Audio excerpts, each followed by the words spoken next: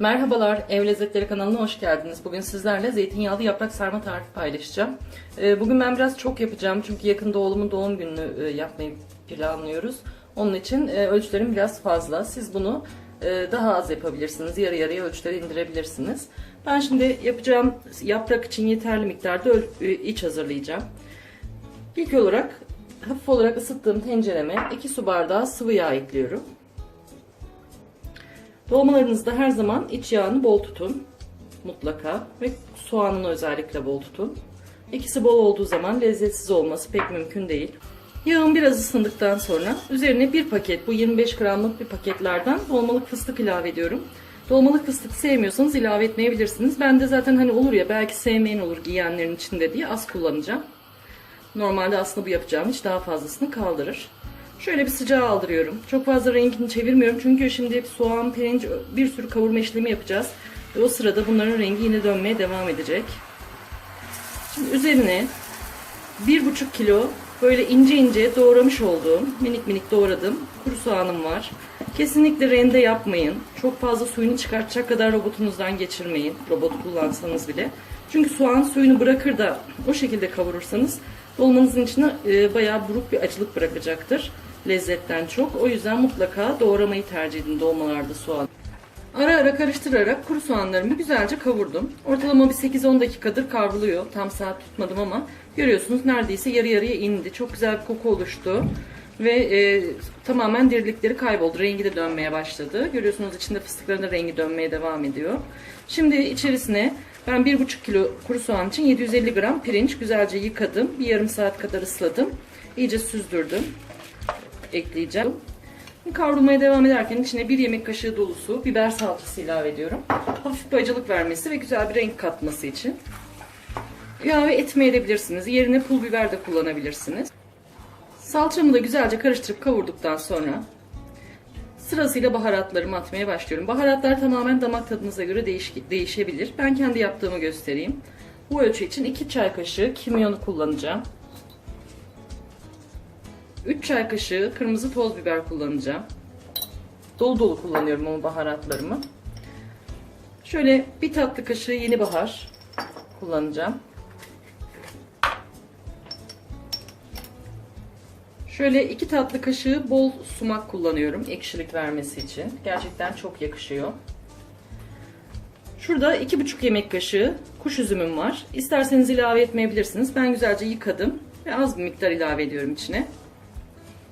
Daha az ya da daha çok da ekleyebilirsiniz. Limon tuzu kullanacağım. Bakın benimkiler böyle iri iri taneli limon tuzları. Ben bunlardan şöyle 2 tane içine atıyorum. Bakın bayağı büyük büyük. Yani küçüklere vurursanız 1 çay kaşığı eder. Burada 3 yemek kaşığı toz şekerim var. Onu ilave ediyorum. Şeker oranını en son tadına bakacağız. Eğer gerekirse biraz daha ilave edeceğim. 2 tatlı kaşığı da tuz ilave ediyorum. Bakıyorum başka baharatım kaldı mı ve biraz da nar ekşisi ekleyeceğim. Nar ekşisini de şöyle göz kararı ilave edeceğim direkt şişesinden. Ortalama şöyle 3 yemek kaşığı kadar ilave edeceğim.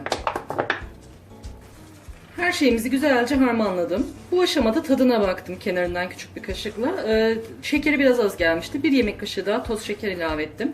Diğer her şey bana göre gayet iyiydi. Siz de bu şekilde damak tadınızı hani en son suyunu eklemeden önce kontrol ederek ayarlayabilirsiniz. Yani azdan başlayıp çoğa doğru götürün her zaman malzemenizi.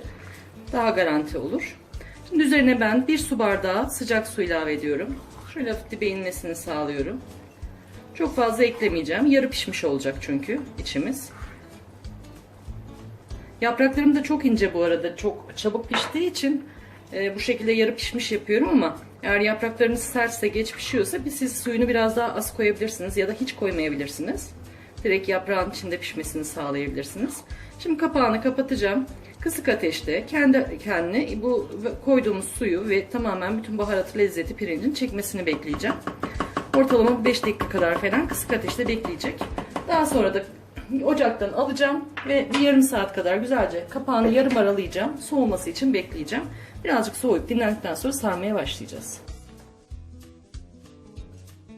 Sarma içimizi güzelce hazırladık. Görüyorsunuz iyice güzel dinlendirdim. tabağıma aldım kullanacağım kadarını. Tabağa bittikçe ekleme yapacağım. Tencereyi yanıma almıyorum. Normalde de bu şekilde yaparım. Yapraklarımı da güzelce yıkadım. İyice aralarını aça. Sıcak suda beklettim biraz, tabii ki salamuraydı çünkü, tuzunu akıtmak için. Birkaç saat beklettikten sonra iyice yıkadım yine sıcak suyla. Ve hafif böyle sularını sıka yine süzgecin üstüne aldım. Burada tekrar süzmeye devam edecek. Bir kısmı da geride, dediğim gibi ben bugün bayağı bir çok saracağım. Şimdi size önce bilmeyenler için şöyle birazcık göstereyim, bir iki tane. Kalanını ben kendim sarmaya devam edeceğim. Şöyle yaprağınızın büyüklüğüne göre 1-2 tatlı kaşığı iç alıyoruz. Çok aşırı az da olmasın içiniz, çok aşırı fazla da. Yapraklarınız büyükse birazcık uzun sarabilirsiniz. Çok aşırı yaprağı içe katlamayın. Yerken ağza hoş olmaz çünkü. Daha sonra da şöyle hafif sıkarak, çok fazla sıkı yapmayın. İçine hafif su geçsin ki içi de yumuşacık, lezzetli olsun. Kuru kalmasın dolma içiniz. Görüyorsunuz bu şekilde. Bir tane daha hemen yapalım. Bakın bu biraz daha küçüktü, o yüzden şöyle bir tatlı kaşığı dolu tam geldi. Ben çok içi az olduğunda sevmiyorum. Çok aşırı ince yapmıyorum o yüzden hani. İşaret parmağı kalınlığı bence yaprak sarmada ideal.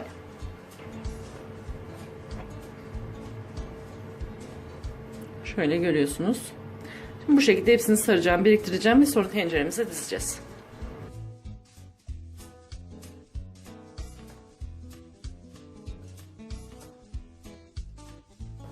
Yapraklarımızı sarma işlemi bitti. En altına yapraklarımdan böyle 2-3 parçasını ve artan bu koruk kısımlarını, sap kısımlarını güzelce koydum. Onun üzerine sardığım yaprakları sıkı bir şekilde görüyorsunuz dizdim. Mümkün olduğunca sıkı dizin. Bu kapattığınız ek yerleri alta gelsin ki yapraklarınız kaynarken açılmasın. Şimdi üzerine 1 çay bardağı sıvı yağ ilave ediyorum. Zaten içine de gayet bol koyduğumuz için bu yeterli gelecek. Bu arada bu benim yapraklarımın bir kısmı. Bir kısmını şimdi pişireceğim. Hem size göstermek amaçlı hem de biz tüketeceğiz. Yapraklarımın yarısı duruyor yani. Onları da birazdan sarmaya devam edeceğim ben bu pişerken. Onları da sarıp tenceresiyle birlikte güzelce streçleyeceğim. Hiç hava almayacak şekilde buzluğuma atacağım. Buzlukta istediğiniz kadar muhafaza edip çıkarttığınızda bir saat kadar çözdürdükten sonra yine aynı şekilde yağını, suyunu koyup pişirebiliyorsunuz. Başka da hiçbir şey ilave etmiyorum. Sadece kettle'da kaynatmış olduğum suyumdan şöyle sallayıp aralarına geçmesini sağlayacağım. Ve yapraklarımın en üst sırasıyla aynı hizada olacak kadar su koyacağım. Üzerine şöyle başka bir tavamın kapağını, tencerenin kapağını ağırlık olarak kullanıyorum. Dolma taşınız varsa onu kullanın direkt. Ve üzerine de kendi kapağını kapatarak şimdi kısık ateşte, önce kaynayana kadar yüksek ateşte, daha sonra kısık ateşte ocağımda, dediğim gibi benim sarmalarım 20-25 dakikada pişecek. Siz kendi yapraklarınızın pişme durumuna göre 40 dakikaya kadar çıkabilir bu süre, 40-45 dakikaya kadar. Güzelce piştikten sonra da tenceresinin içinde birkaç saat dinlendireceğim ve servis sırasında tekrar görüşeceğiz. Sarmalarım güzelce pişti. Piştikten sonra 3-4 saat kadar oda sıcaklığına getirdim. Tenceresinde dinlendirdim ve soğuttum. Daha sonra buzdolabına koyup bir gece dinlendirdim. Mutlaka zeytinyağlarınızı bir gün önceden yapıp bir gece buzdolabında dinlendirin derim. Çok daha lezzet artışı oluyor.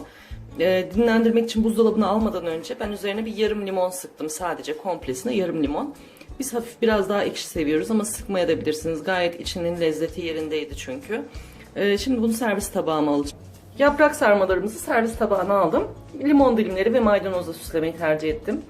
Tarifimiz bu şekilde. Umarım beğenmişsinizdir. Kanalıma abone olmayı ve takipte kalmayı unutmayın. Beni izlediğiniz için teşekkür ediyorum. Sevgiler diliyorum.